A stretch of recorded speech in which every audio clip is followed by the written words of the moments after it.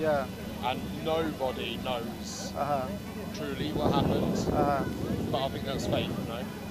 No, I would say, You've got faith in yeah, either it was a higher power, yeah, or you've got faith yeah. that it was genetic and Uh-huh. scientific. Oh yeah, I would say both have faith. Some, but I would say that this faith or this belief, it should be based on evidence. Yeah. Like for example, a very simple example, we're walking and we walk through a field. Am I going to be on TV? Not TV, better than TV. Oh, yeah? YouTube. Okay. Is that okay? Yeah, it's fine. Okay. We're It's walking. okay, I was on Australian TV the other day, so Okay. Yeah, so if we're walking through a field and then we see a beautiful house, doors, windows, roof, everything, and we haven't seen anyone make it, we haven't seen any builders, do you believe that someone built it? got the house. Yeah.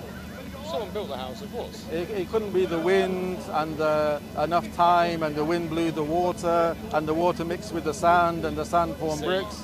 Yeah. I've literally just come from London Bridge, Okay. and 21 years ago I sat in the same spot. Yeah. I watched like a tree. Okay. It's overgrown now, Okay. but I sat there for 21 years later, Okay. and now it's like a bush. Okay. So on that aspect, Yes, yes. as well. It's free, yes. Alhamdulillah. Assalamu alaikum. Gambia? Huh? You're in Gambia? No, Guinea. Guinea, okay, alhamdulillah. Yes, so you're saying So about if your they say tree. shukran, then you know, yeah. Barakallahu feekum. Ah, Alhamdulillah. you speak Arabic? Oh, very little, very little. Little, yeah? Yeah. Well, they want to Sorry, learn. brother, I just saw this man. How are you? Very nice. Good. Assalamu alaikum. Alhamdulillah.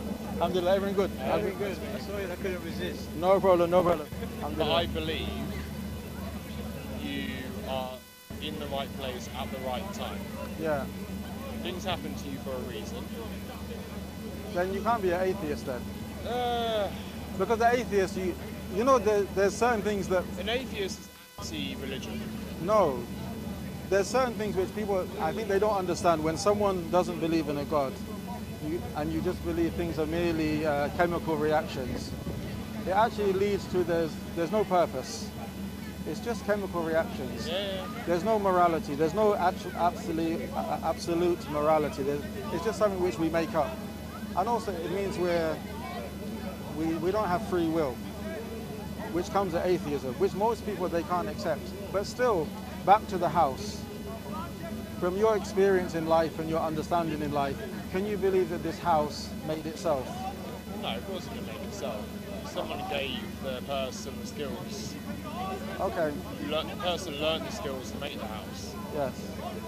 So then if we And there's take, a purpose to build the house. so now if you look at yourself, Yeah. you know the eyes which you see with, the ears which you hear with. We're standing here, we're breathing, our heart is beating. Yeah. I'm communicating to you, you're hearing what I'm saying, you're understanding it, you're processing it, and you're replying. Do you think that this is just random as well? I think me coming to you, Yeah. because I work at Harrods, Okay, and we always see the free Quran Okay. outside Harrods, and we're very heavily Middle Eastern okay, driven of course, yeah, business. Me moving to Saudi Arabia, yeah. It's all a sign. I'm a very respectful person, That's good. Very humble I guy. can see, yes. and I like to understand Yeah, people's culture and Uh-huh. their beliefs, yeah, so I can make my own judgments. yeah, of course. So I've always said, do you know the cat on the fence? I know, yeah, the expression sits it on the fence, yeah, So yeah, you know the cats, they sit on the fence. Yeah. They determine whether or not to jump down uh-huh. and congregate, or Yeah. so I'm the cat on the fence. Okay, I like to walk on the fences, watch what's Okay. going on, Yes. and then I judge and determine okay, whether it's for me. okay, And you know, I'm never going to say maybe I'm going to be a devout Muslim. uh-huh, I'm never going to say I'm a devout Christian, even Okay. though I was baptized. uh-huh, That was my parents' decisions, uh-huh, and I think because what happened to my mum, yeah, and because I've lived in London for such a long time, yeah, and I've grown up in a very multicultural society, yeah, I think, if I'm honest, Yeah. Islam's had a bit of a tough ride over the past 10 years. It's still doing quite well though. Yeah. No, but the thing is, without being so insistent, to respect people and their cultures, as in how they dress, how they behave, how their family structures are, their food they eat, it's all well and good. It's good. But you know the underlying reasons. That's what you say, Allah Akbar. Yes, Allah Akbar. But the reason why they think like this, the reason why they behave like this, because I would still say we have the issue of, is there a creator or not? There's something in the Quran, I mean you can look it up later, but it's chapter 52. And it's 2 verses concerning, is there a creator? And it's very interesting because it's only 2 verses, it's quite short. But I would say the argument is, it can't actually be responded to or refuted. So it mentions, أم خلقوا من غير شيء أم هم الخالقون أم خلق السماوات والأرض بل لا يوقنون. So you do speak Arabic? Little. Yes. So it's asking a question. It's, in the Quran it's very interesting. There's a lot of places where questions are asked. Rather than just telling you, you must believe this, you must do this. There are places like this, but the Quran has a lot of places where it asks you a question, it wants you to think. So Allah asked the question, were you created from nothing? Or did you create yourself? Did you create the sky and the earth? Then Allah gives a conclusion, he says, but rather they have no certainty. So you know this argument, if I explain the argument, were we created from nothing? So nothing exists and then we came into existence. Everyone with using their reason, their logic, they would say this is impossible. Something which doesn't exist, there's nothing there, it can't bring something into existence. That's one. Then the next question, or did you create yourself? It's not possible that we didn't exist and then we chose to make ourselves. So even though 2 things are mentioned... Darwinism versus religion. No, not really. Because even it is a little bit, that's the controversy between religion and Scientology. You know why I would say no? Because Darwinism is explaining once there was a original species, once there was a beginning, how we got so many different types of species of human beings. This is the process. But Darwinism doesn't... And then you've also got the theory of evolution versus the destruction of the ecosystem.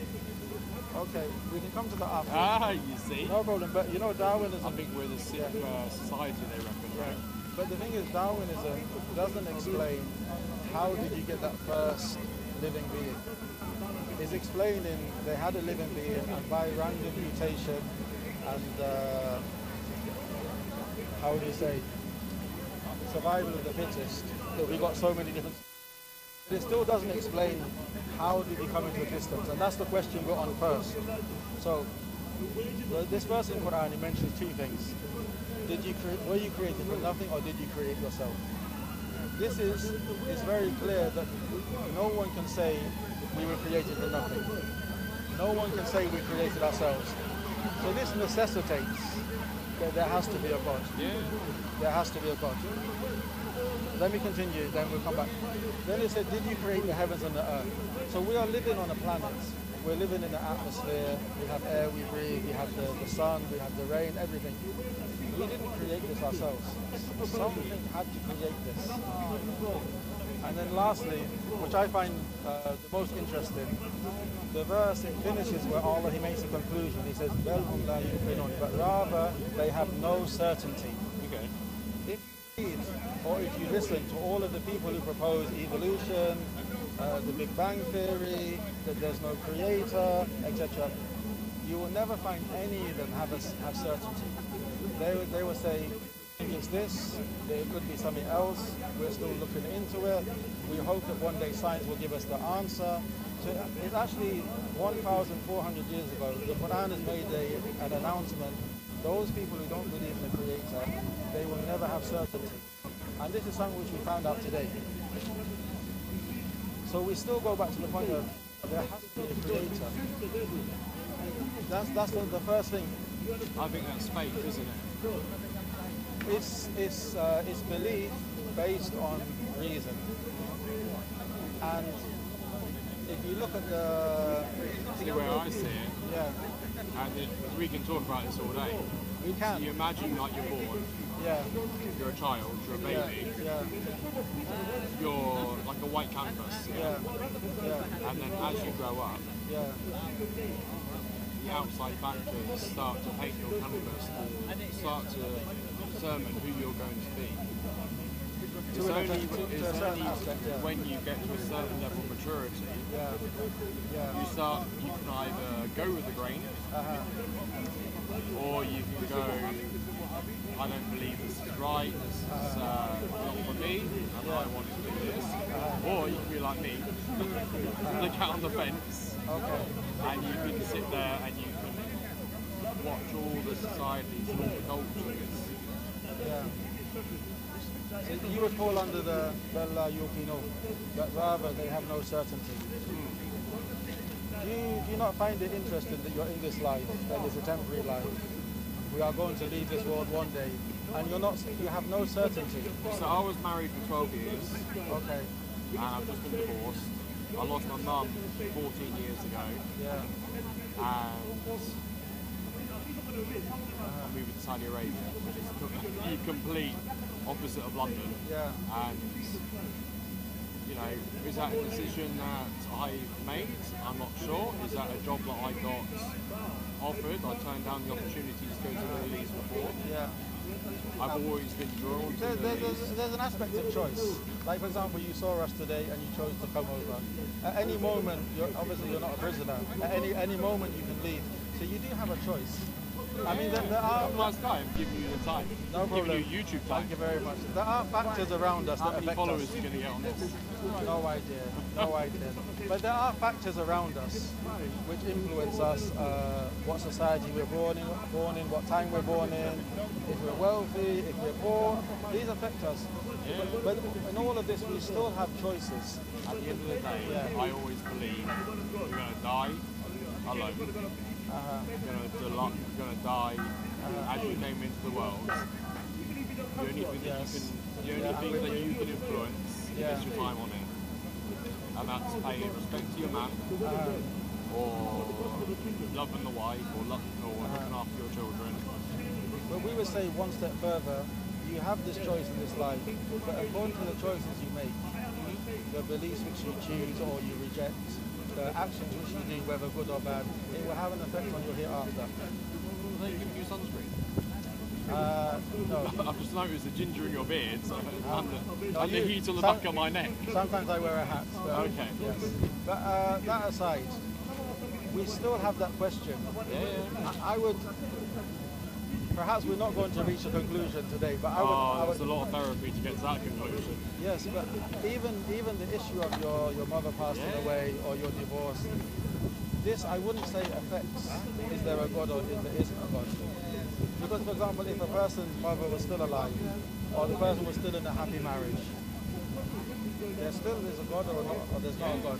But in the Quran, in chapter 2, it mentions, it's quite interesting because usually I think societies put us in a position where when someone says there is a God, whether they're Muslim, Christian, Jew, etc., it feels like there's an obligation that they have to explain why they believe in a God.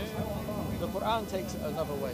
In chapter 2 it mentions, كَيْفَ تَكْفُرُونَ بِاللَّهِ وَكُنْتُمْ أَمْوَاتًا فَأَحْيَاكُمْ ثُمَّ يُمِيتُكُمْ ثُمَّ يُحْيِيكُمْ ثُمَّ إِلَيْهِ تُرْجَعُونَ.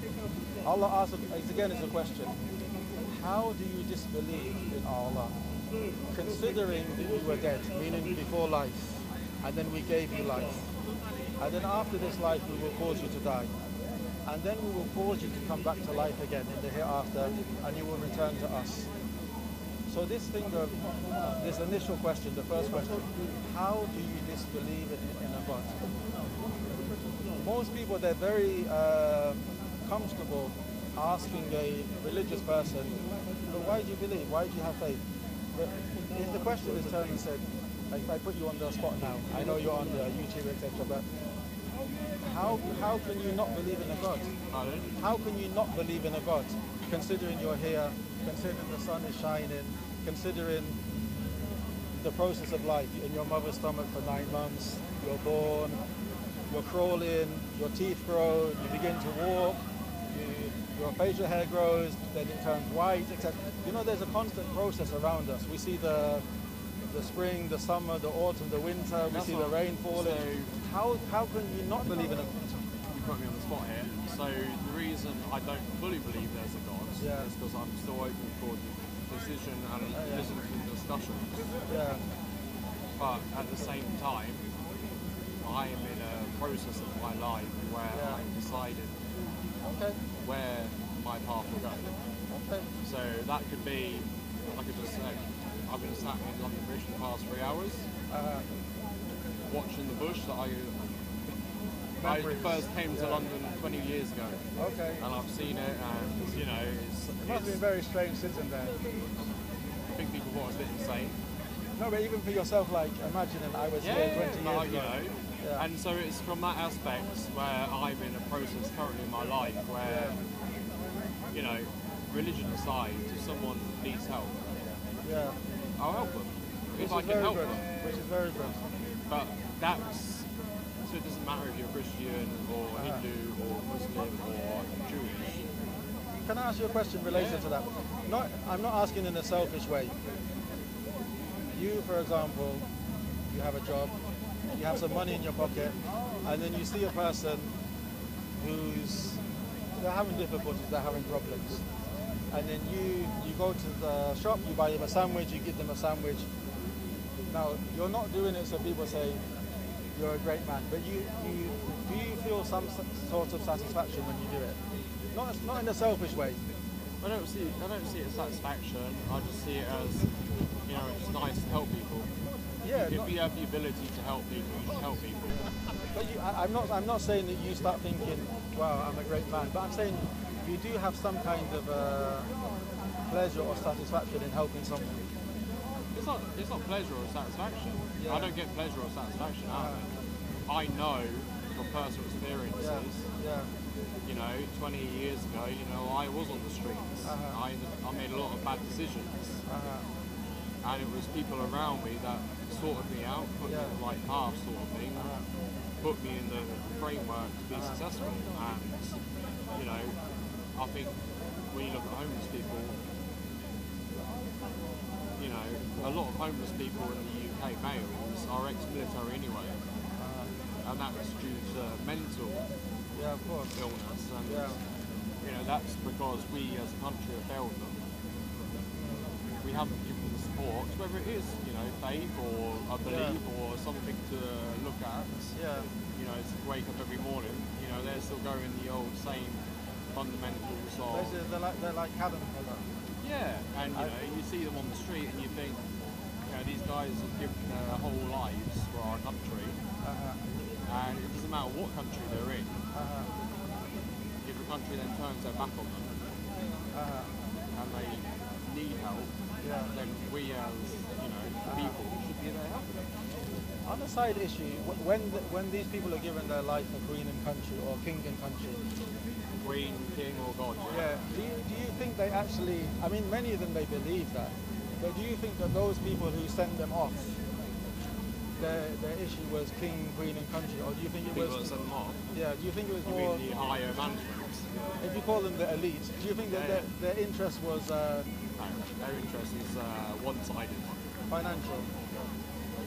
Financial power, power control. Yeah. Look, I think they were used. I'm going to work for the Saudis. Yeah. And I currently work for the Qatar family. Yeah. So I work for Harris. Okay. Maybe block that one out.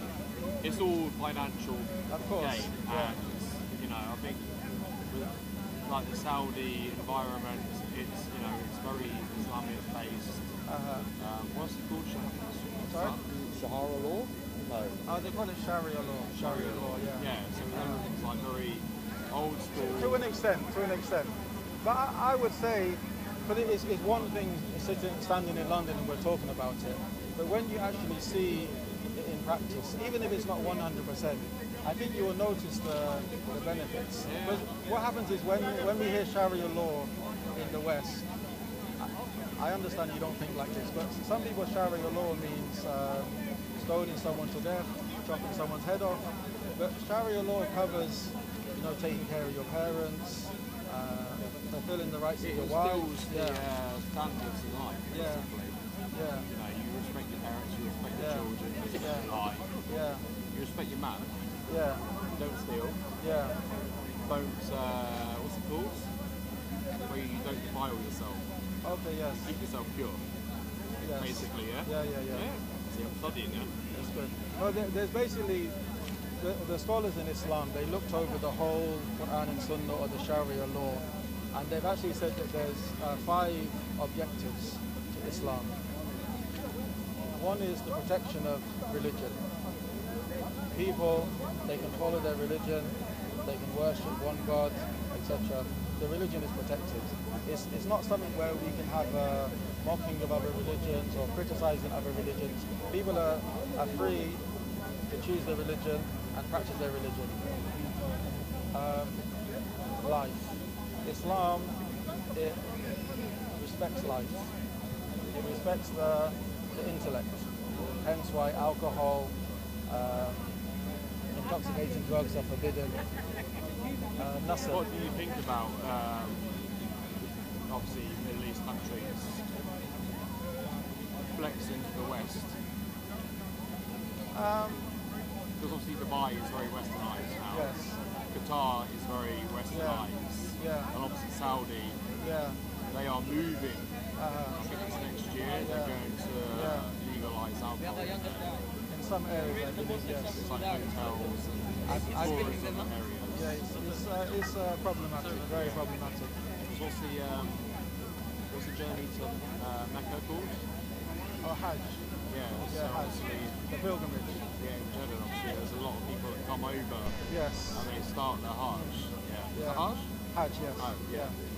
No, you land in Jeddah, then you make your way. You're impressed, yeah? Sorry? You're a little bit impressed, yeah? Yeah, I'm good. It's good, yeah, it's good, yeah. Sorry about this. No problem. See the thing, let me just continue, then I'll come back to that point. So, I am going to have to go soon, though, yeah? no problem, no problem. I've got a dinner date in half an No hour. problem. So. That's good. So Islam, it protects religion. It protects life. It protects the intellect. It protects the family lineage. As in Islam, adultery, fornication is forbidden. So everyone should know who is their father, etc., etc. And then lastly, it protects property.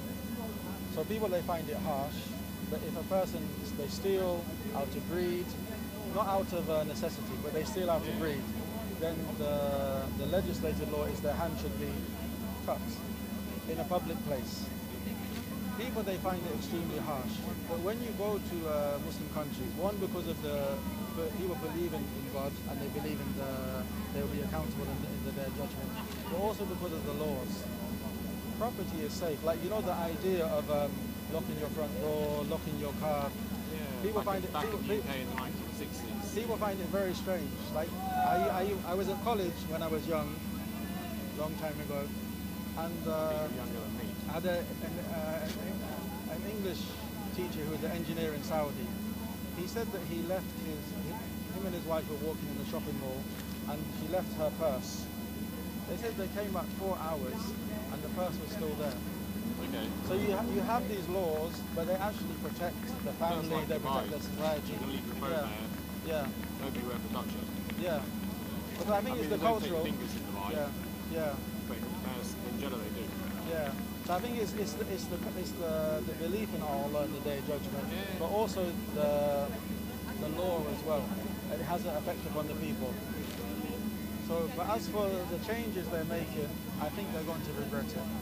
Yeah. But even in those lands, there's still many very good people, very pious people, and I think it's a case of one of the things which you said, like in the West, we have the opportunity to taste both worlds, and we've seen that if you go this way, this will happen. If you go this way, this will happen. So we have more of an informed choice. I think some of the people, they've just looked at the glitter of what the West has to offer, and they want to try it, or they want to bring it to their lands, without realizing the problems it brings. So There's a lot of noise to do. and problems. So I hope that some of them are going to taste the outcome and then abandon it. But yeah, it is a struggle. Anyway, sir, thank you very much for your Pretty time. nice. About No half problem. an hour, no? Possibly more. Possibly more. Go on, I'll do a selfie with you and I'll send it to you. Okay, no problem. You want to do a selfie? I don't mind. It's your choice. What's your, where am I sending it? Oh no, you don't have to send it. It's yours to keep. Oh, I'm gonna prove. Okay. Because there's a girl in Jeddah, Okay. so I'm learning her way of life basically. Okay. No problem. Smile. Okay. There you go. Okay, sir. I should have asked your name at the beginning. Daniel. Daniel. Yusuf. Nice to meet you. Alaikum salam, man. We're here every Saturday if you have any more questions. Yeah. Maybe I'll visit you in Jeddah one day. I'm in Harrods. Okay. Yeah. No problem. What department are you in? Kitchens. Okay. You put. So we see these signs outside Harrods a lot. Okay. But is it all the same sort of community, or is it different? No, I think it's different organisations. Okay. We probably see eye to eye on all issues. They are Muslim brothers, but I think everyone they do it themselves. I think some of the ones in central London they have like a network. Yeah. Maybe like 10 tables or 20. Okay. But, yeah. Anyway, Daniel, thank you very much for your time. What was your name? Yusuf. Daniel. As in Joseph. No problem.